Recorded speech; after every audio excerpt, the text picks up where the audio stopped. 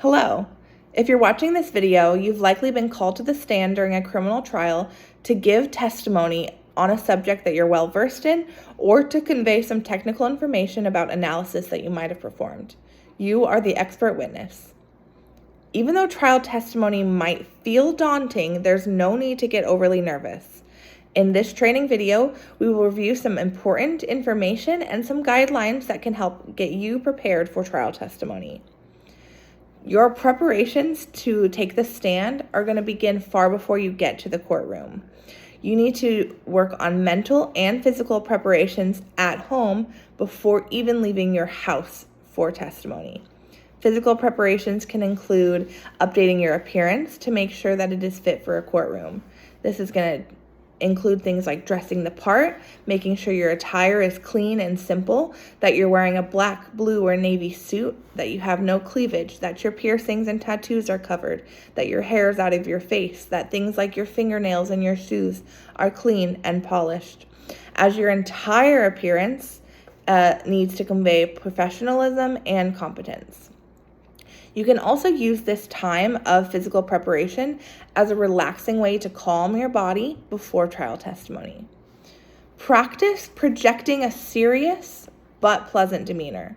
You as the expert are an intelligent person who takes their job very seriously, but you're not arrogant, you are not pompous. Just smile, breathe. To mentally prepare for trial, it's important that we first become familiar with the 3 phases of trial testimony. Phase 1 is where you establish your credibility as an expert witness. During this phase, you're going to discuss your background, your credentials, your training, your experience, and all of this is relevant to establish your credibility as an expert.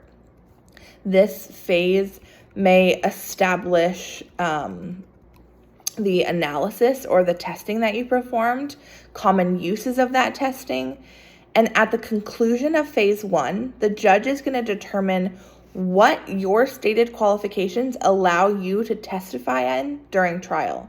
So it's really important that you pay attention to this decision by the judge, as this is going to set up the boundary for where your testimony can end. During your trial prep, become so familiar with your own background and experience that you can convey these with ease and comfortability. Your first impressions really matter in a courtroom. Make sure that if a jury sees that you are untrustworthy or arrogant during this first phase, they are going to dismiss you before you are even able to discuss the evidence that you performed analysis on. The second phase of trial testimony is known as direct examination, and this is when the attorney who called you to stand is going to question you about your work, how it was performed, your findings, your analysis, your conclusions, and your expert opinions and interpretations of those results as they relate to the circumstances surrounding the case. Phase 2 is going to end when the attorney that brought you to the stand has completed their questioning, and that signifies the start of phase 3, which is cross-examination. In this phase, the opposing attorney has the opportunity to ask you questions, and this line of questioning can refer to anything discussed in phase 1 or phase 2, or it can bring up conclusions drawn or confusions that were highlighted in the previous phases. Generally, direct examination feels less intimidating than cross-examination because you're being questioned by the attorney that brought you onto trial. Sometimes you're given the opportunity to communicate with this attorney before trial, other times you're not. Whether or not you're afforded the opportunity to talk to the direct examiner before trial, you should prepare for trial testimony by reviewing the case, by reviewing your background, the analysis that you performed, and all of the conclusions that you've drawn. This is also to ensure that your conclusions are represented by evidence that has been admitted to court. This is even regulated in Federal Rules of Evidence 703 that ensures that your testimony does not refer to evidence that is not available within the court, outside of the courtroom. During your preparation phase, attempt to explain the analysis that you perform to any layperson.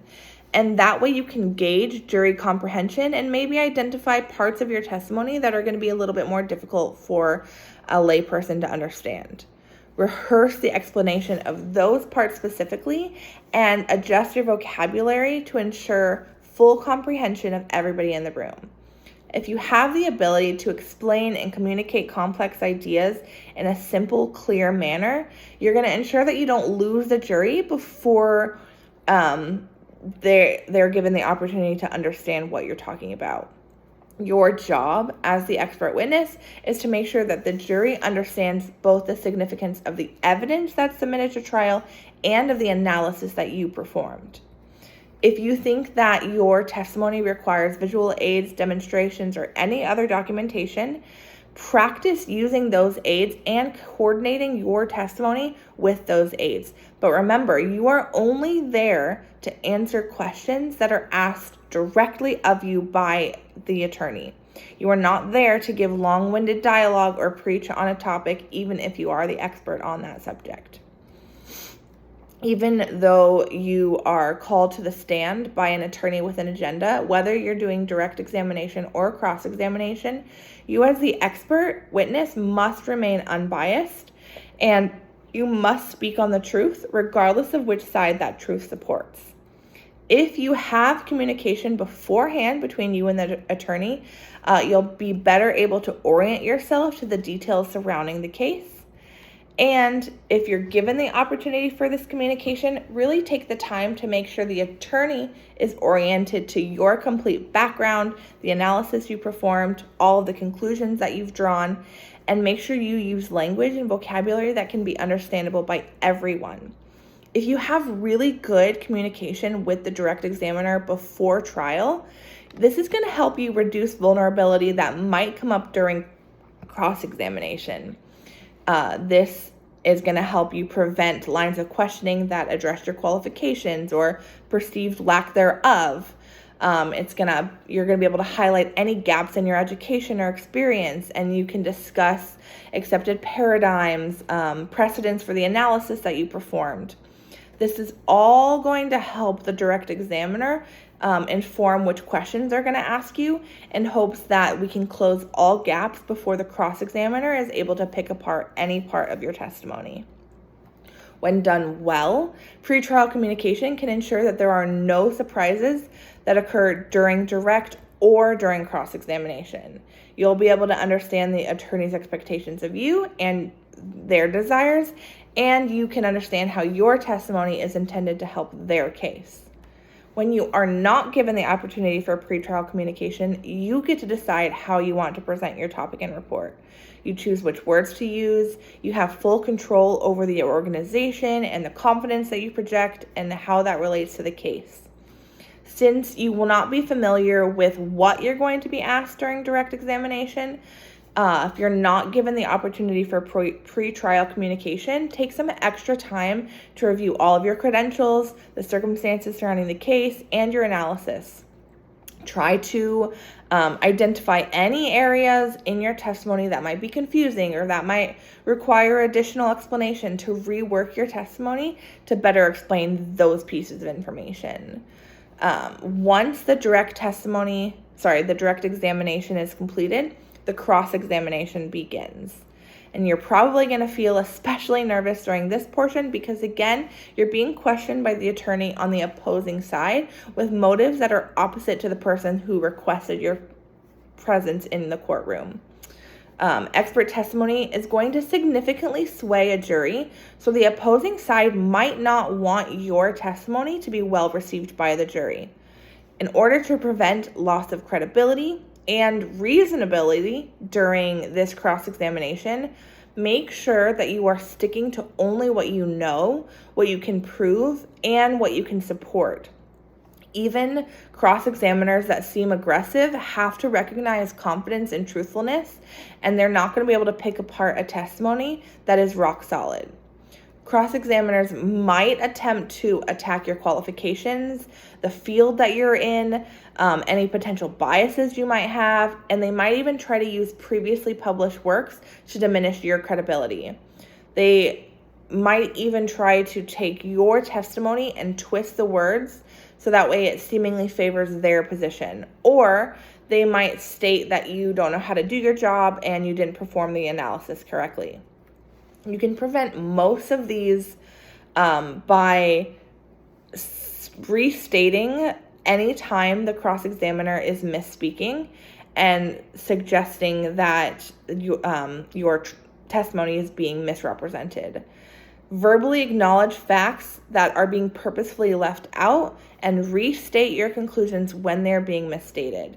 If you notice that the cross-examiner is using hypotheticals to make the circumstance seem more dramatic, emphasize those scenarios and point out the unlikely nature of those scenarios in order to remain credible during the entire cross-examination process. If you arrive at trial prepared for all possible lines of questioning, then you can reduce the vulnerability that you're going to feel during cross-examination.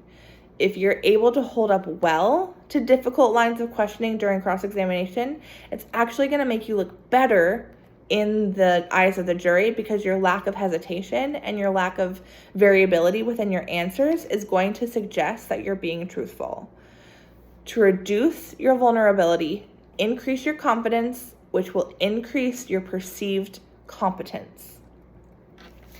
When an expert witness knows which of these tactics an attorney is going to use during cross-examination, they're better able to handle and prepare for all unexpected lines of questioning.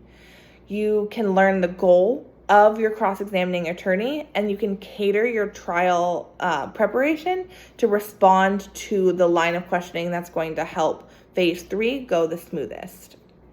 Remember, as a scientist, cross-examination is not personal, even if the attorney is trying to make it seem like it is. Answer questions about your credibility with grace and with confidence, even if it feels vulnerable. Like I've already mentioned, you can reduce your vulnerability with cross-examination by having really good communication with the direct examiner before phase 2 of the trial even begins. And once you make it through without being deemed unworthy or unable to speak on the topic that's presented, your status as an expert is going to be validated in the eyes of the jury. So far, we've reviewed the 3 phases of trial testimony. We've introduced phase 1 as the introduction to your expert status. Phase 2 is direct examination. Phase 3 is cross-examination. We've highlighted the importance of first impressions, credibility, and demeanor to your status as an expert witness. And we've gone over some ways that you can prepare for trial testimony when the direct examiner both does and does not communicate with you before trial. We've also discussed some of the goals a cross-examiner has and how to reduce your vulnerability during cross-examination. The very last step in trial testimony prep is to make sure that you understand the boundaries that are placed on you as an expert witness. You are expected only to answer the questions that are asked of you, and you're expected to do so concisely and so that you can clarify the details surrounding a case. Attorneys are going to try to use sneaky tactics to get you to either misstate your conclusion or to confuse you for a variety of reasons. They might ask you a leading question or a question that states a potential answer in the question. These questions are going to demand a yes or no answer. And make sure before you give a yes or no answer that you understand the question being asked and that you elaborate on your response to provide clarity and prevent any manipulation.